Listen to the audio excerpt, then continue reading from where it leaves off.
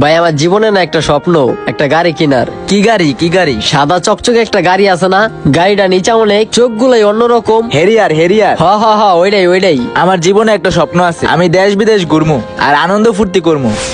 আর আমার জীবনও একটা স্বপ্ন আছে। কি সাকিব খানের লগে দেখা করার? না, আমি আমার বাপ মারে বড় একটা বাড়ি বানায়া দিমু, আমার বাপ মার লেগে একটা গাড়ি কিনমু, যেই গাড়িতে করে বাপ মারে নিয়ে জায়গায় জায়গায় ঘুরমু।